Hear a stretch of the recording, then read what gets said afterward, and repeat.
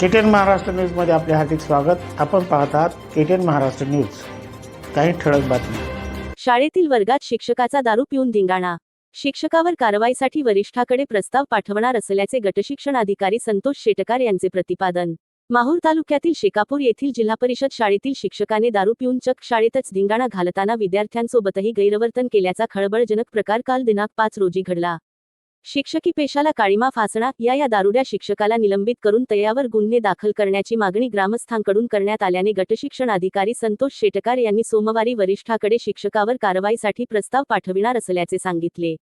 माहूर तालुक्यातील मौजे शेकापूर येथील जिल्हा परिषद शाळेत कर्तव्यावर असलेले शिक्षक अनंत वर्मा यांचा शेकापूर येथील जिल्हा परिषदच्या प्राथमिक शाळेतील गैरवर्तनाचा अत्यंत धक्कादायक व्हिडिओ समाजमाध्यमांवर फिरत आहे.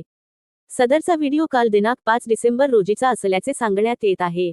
दरम्यान प्राप्त माहितीनुसार शेकापूर जिल्हा परिषद प्राथमिक शाळेचे शिक्षक अनंत वर्मा हे नेहमीप्रमाणेच काल दिनांक 5 डिसेंबर रोजीही शाळेत दारूच्या नशेत आले होते. त्यावेळी वर्गामध्ये बसलेल्या विद्यार्थ्यांना शिकवण्याऐवजी त्यांच्याशी कथितरित्या अश्लील भाषेत बोलत होते. अधूनमधून विद्यार्थ्यांच्या अंगावर धावून जात विचित्र डान्स करत होते. ही सर्व बाब समाजमाध्यमांवर फिरत असलेल्या व्हिडिओत स्पष्ट दिसत असून शिक्षकाच्या अशा अवस्थेने शाळेतील विद्यार्थी देखील प्रचंड घाबरलेल्या अवस्थेत दिसत आहेत.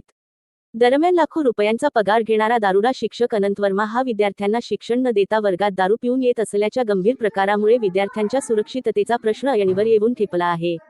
विद्यार्थ्यांना शिक्षण देण्याऐवजी कर्तव्यावर असताना शाळेत अश्लील हातवारे करून विद्यार्थ्यांचे शैक्षणिक स्वास्थ्य बिघडविण्यासोबतच शैक्षणिक नुकसान करून त्यांच्या बालमनावर विपरीत परिणाम होत आहे.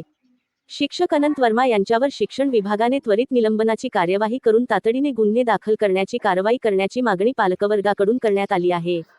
तर सोशल मीडियावर सदरील व्हिडिओ नागरिकांनी व्हायरल केल्याने नोकरी अधिनियम 1967 मधील कलम 4 प्रमाणे कार्यवाही प्रस्तावित केली जाईल असे गटशिक्षण अधिकारी संतोष शेटकर यांनी दूरध्वनीवर बोलताना सांगितले.